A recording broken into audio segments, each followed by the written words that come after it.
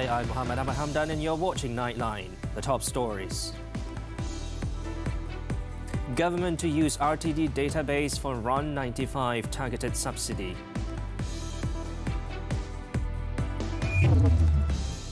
And Batangkali rescuers recover body of last victim.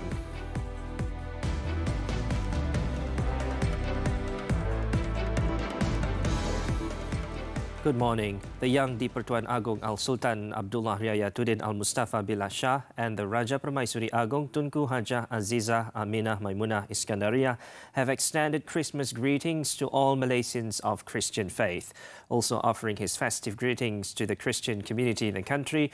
On Christmas Eve was Prime Minister Datuk Seri Anwar Ibrahim. The King and Queen extended their wishes via a post on Istana Negara's official Facebook page on Saturday. Both Al-Sultan Abdullah and Tunku Azizah also hoped that this year's celebration would bring peace, prosperity, joy and well-being to the Christian community in Malaysia. Meanwhile, Datuk Seri Anwar has called on the people to continue rejecting attempts by certain quarters to promote hatred and disunity in the country. In a special message in conjunction with the Christmas celebration posted on his Facebook account, he said the people must ensure that love and kindness continue to prevail. The Prime Minister also said that Malaysians play an important and powerful role in preserving and fostering the spirit of unity in the country. He added that as a multiracial country where the people comprise various religions and culture, the people should take this opportunity to strengthen existing relationships by offering kind and inspirational words. The Prime Minister also reminded those who are going back to their hometowns to stay alert and be careful on the road. The database from the Road Transport Department RTD is one of the elements that the government will use in identifying targeted subsidy recipients involving RON 95 petrol. Domestic Trade and Cost of Living Minister Datuk Seri Salahuddin Ayub said the ministry had discussed the matter with the Finance Ministry, Economy Ministry and the RTD. Datuk Seri Salahuddin said the RTD database can be used for the targeted subsidy implementation as the government can identify those who are eligible to receive them based on the horsepower of the vehicle they own. Jadi lagi segi data tu kita hampir selengkap untuk kita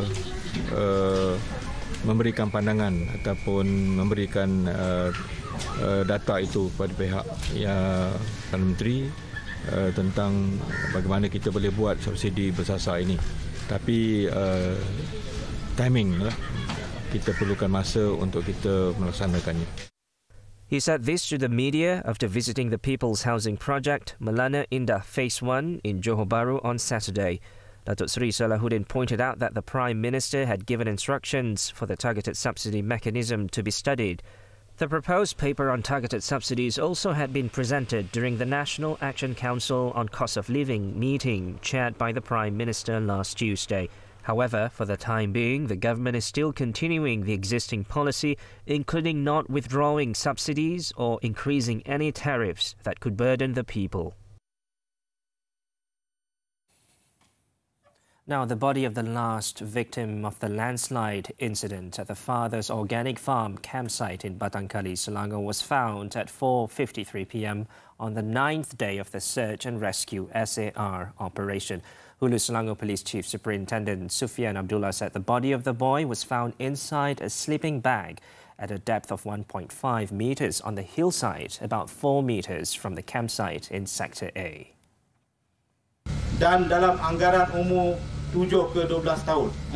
Anggaran dia 7 ke 12 tahun dan keadaan dia berpakaian lengkap, masih sempurna tetapi dah mula mereput.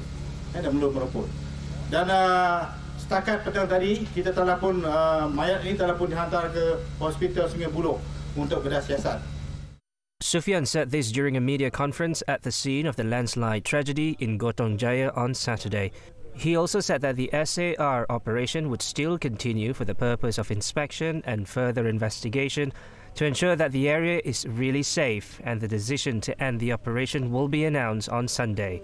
Meanwhile, Selangor Fire and Rescue Department Deputy Director Wan Mat Razali Mat Wan Ismail said in total 20 bodies were found in Sector A, which is the hillside, 1 in Sector B or the Farm View Camp, and 10 in Sector C, which is the riverside area. The landslide, which struck at 2:42 a.m. on December 16th, claimed 31 lives, while 61 people were rescued out of the 92 victims reported in the incident. The number of flood victims in Sabah and Perak increased slightly, while there was a slight drop of evacuees in Sarawak as of Saturday night. Overall, the flood situation in the country is showing further improvements as more evacuees have been allowed to return to their homes to begin post-flood cleanup. As at 10 p.m., there were still 20,499 people relocated to relief centres in all 5 states affected by floods. According to the Info Bencana JKM portal, the number of evacuees in Sabah slightly increased to 150 people housed in 1 relief centre in Kota Belud. In Perak, the number of victims slightly rose to 75 people housed in 2 relief centres in Bagan Dato' and Hilir Perak.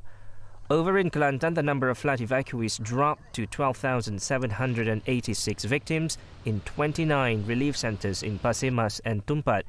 As for Terengganu, there were 6,423 people still taking shelter at 51 relief centres in 7 districts compared to 8,540 earlier in the evening, while all flood relief centres in Kemaman have been closed. In Sarawak, the number of victims decreased to 1,065 people in 17 relief centres compared to 1,338 earlier in the evening. Meanwhile, the flood situation in Johor has fully recovered. The state governments must step up their preparedness plan to face major floods, as well as take preventive measures to ensure that environmental damages do not worsen the existing situation. Deputy Prime Minister Datuk Seri Ahmad Hamidi said apart from natural and geographical factors, human factors could also be the cause of major floods. In a posting on social media on Saturday, Datuk Seri Ahmad Zahid said the matter must be looked in detail as there are areas which have never been hit by floods that are experiencing them now.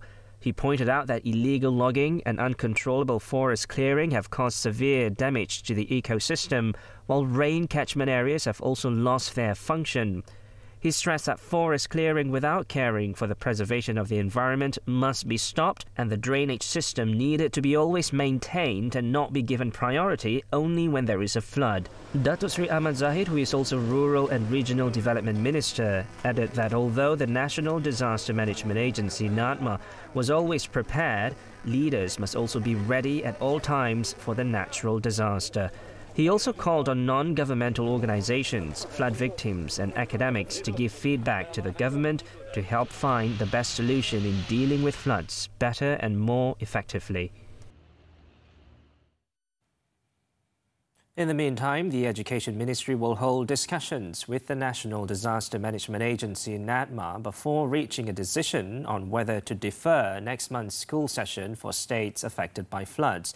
Its Minister Fadlina Siddiq said the ministry has also set aside 50 million ringgit allocation to help rehabilitate schools nationwide affected by floods. According to Fadlina, the school sessions for areas not affected by the floods will continue as scheduled, which is on January 2nd for Kedah, Johor, Kelantan and Terengganu, and on January 3rd for other states. Tapi jika ada lagi sekolah yang terlibat sebagai PPS yang belum menunjukkan tanda-tanda maknanya banjir, berkurangan dan sebagainya, kita akan bincangkan NADMA. Sekarang ini pun kita punya perbincangan dengan NADMA banyak tertumpu kepada pengurusan PPS. Jadi kita akan mengikut maknanya nasihat daripada NADMA lah berkaitan dengan sama ada pelan-pelan alternatif ataupun bergantung kepada keadaan semasa banjir.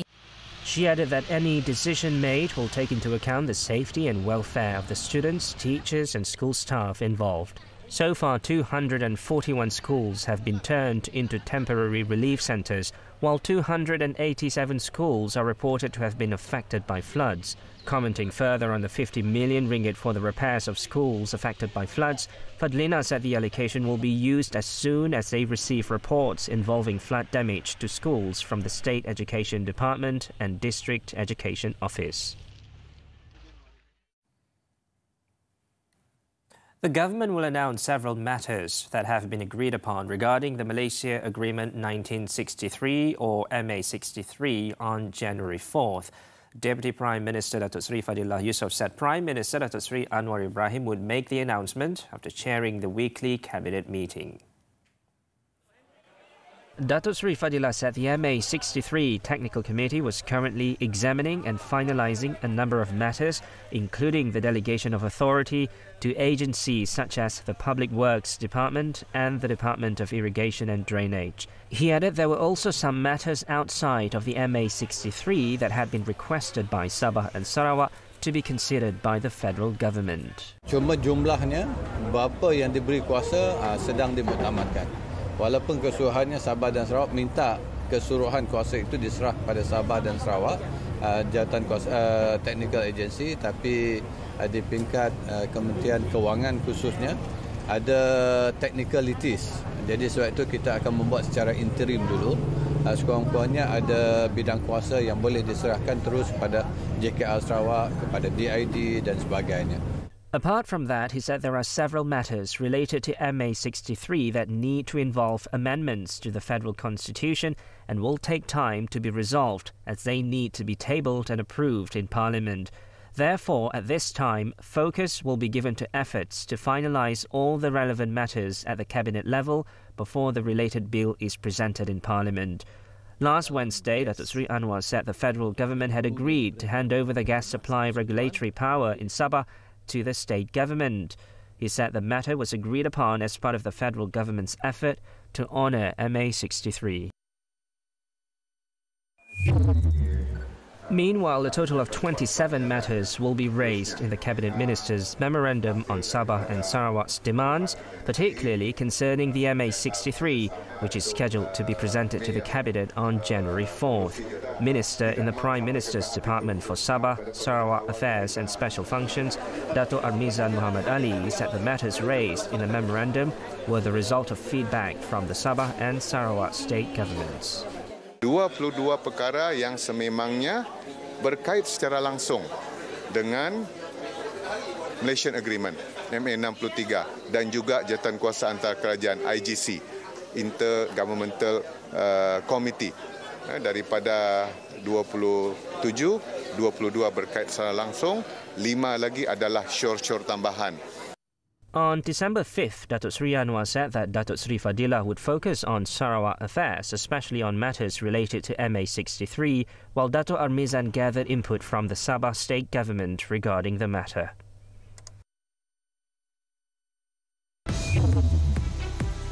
Still to come, 8 killed in gas tanker explosion. Stay with us.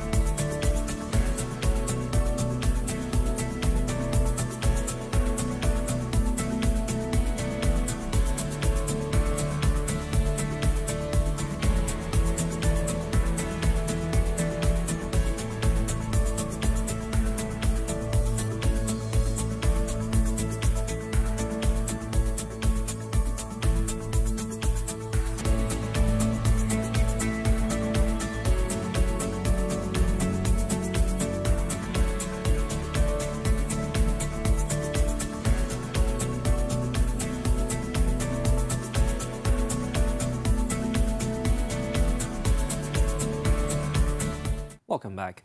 More than 175 million people in the U.S. remain under wind chill alert Saturday morning, which include both wind chill warnings and advisories. The wind chill alerts extends from Montana down to Florida, including metro areas such as Minneapolis, St. Louis, Atlanta, Houston and Washington, D.C.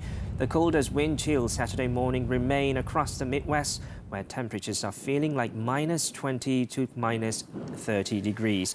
Places as far south as Atlanta are experiencing negative wind chills early Saturday.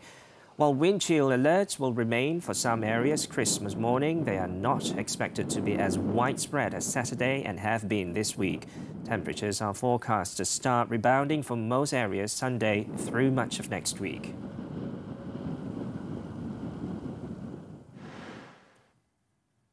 A gas tanker stuck under a bridge has exploded in Johannesburg on Saturday, killing 8 people, injuring scores more and damaging nearby buildings. Among those killed were the driver of the tanker and several bystanders. Emergency Services spokesperson William Ntladi said the tanker caught alight due to friction after it got stuck under the subway bridge. The blast also damaged the roof of the emergency department at the Tambo Memorial Hospital and destroyed 2 houses and several cars. A fire engine and 2 motor vehicles were also destroyed by the blast.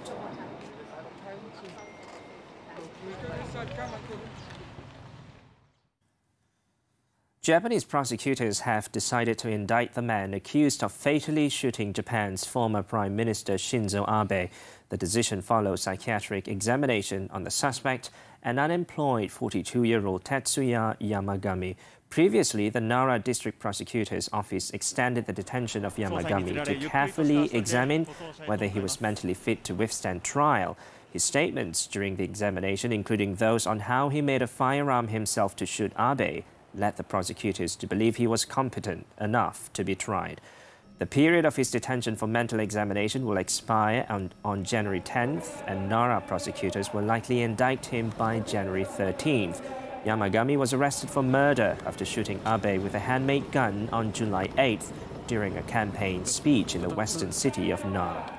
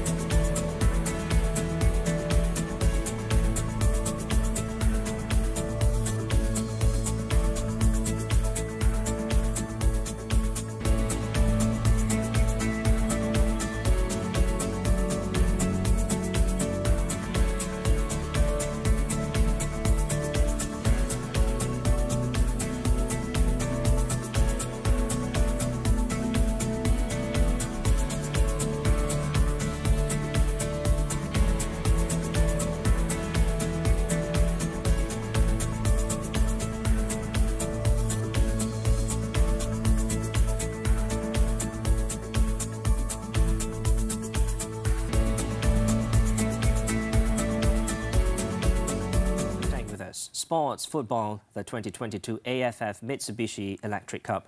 Harimau Malaya produced a 5-star performance in front of the home crowd as they thrashed Laos 5-0 in their second Group B game on Saturday night.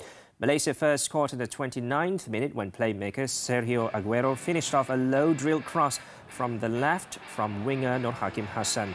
Faisal Halim stole the show in the second half with 2 goals.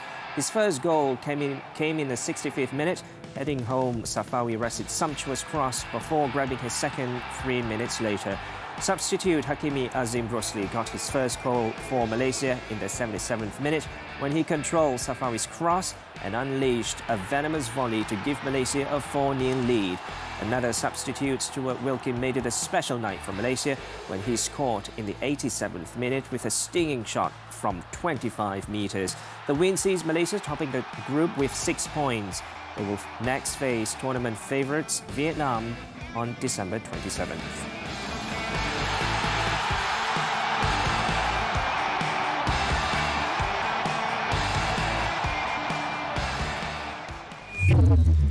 In another Group B match, Singapore came from behind to beat 10-man Myanmar 3-2 for their first win. Myanmar took the lead 4 minutes after the half-hour mark through Maung Maung Luin following a quick counter-attack. Ihan Fandi, however, drew level for Singapore just before the break, heading home Christopher Van Huizen's cross before Shah Shahiran gave the lead to Singapore in the 49th minute for a 2-1 scoreline. Luin again found the net for Myanmar in the 66th minute, volleying home a cross from the right side. The match was about to end with a share of points when Shawal Anwarin struck the winner for Singapore, giving his team its first win after 2 matches. Still on football, the Australian A-League Sydney FC suffered to a 4th defeat in 5 games in a 3-0 home loss to MacArthur FC on Saturday. MacArthur broke the deadlock in the first half's injury time when Bakana Arabuli finished off Craig Noon's low cross. Sydney then found themselves 1 man behind after Joe Lolly was shown the red for a dangerous foul against Daniel Da Silva in the 56th minute. MacArthur took advantage of that and grabbed another 2 goals. Ulysses Davila made it 2-0 in the first 71st minute before Arabuli put the result beyond doubt minutes before the final whistle, with Matthew Miller providing the assist. With the win, the Dwight York side moved up to 3rd place in the standings, while the hefty loss left Steve Carica's side stranded on 10 points in 9th spot. Road bully police tracking down man. More from the local front when we come back.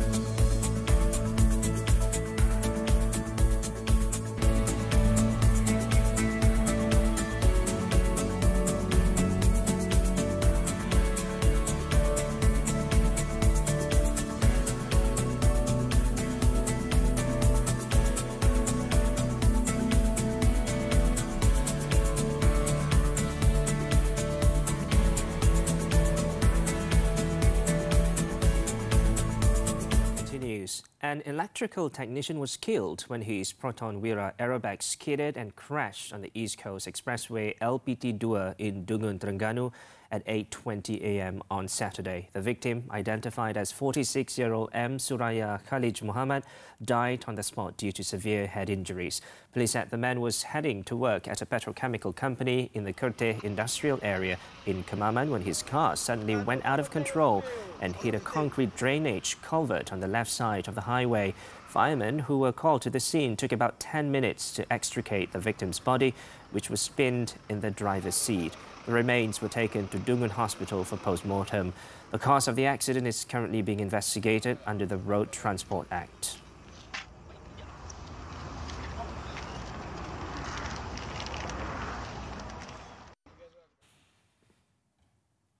And lastly, police are on the hunt for a man believed to be involved in a road bully incident at Jalan SS8/2 in Petaling Jaya, Selangor on Friday.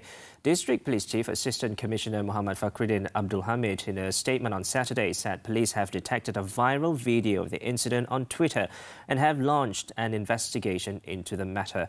Authorities have also called those involved in the incident to lodge a police report to assist in the probe.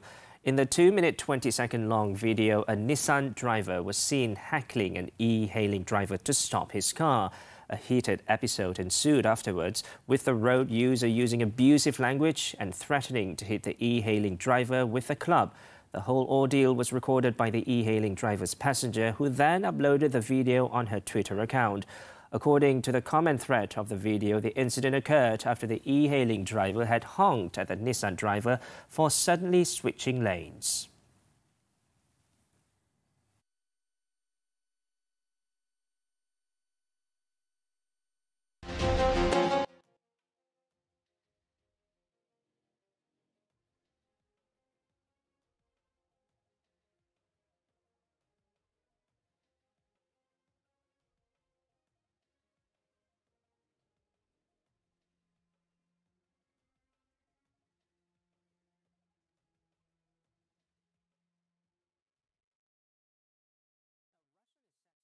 The most uncertain New Year in their recent history. In a bid to distract Russian citizens concerned about the military campaign in Ukraine, the authorities have decided to maintain the celebrations, although without their usual pomp. Let's take a look at the year-end festivities in Moscow as we wrap up Nightline this time around. With that, I'm Muhammed. I'm Hamdan. Thank you for watching. And to all Christians in Malaysia, Selamat Hari Natal.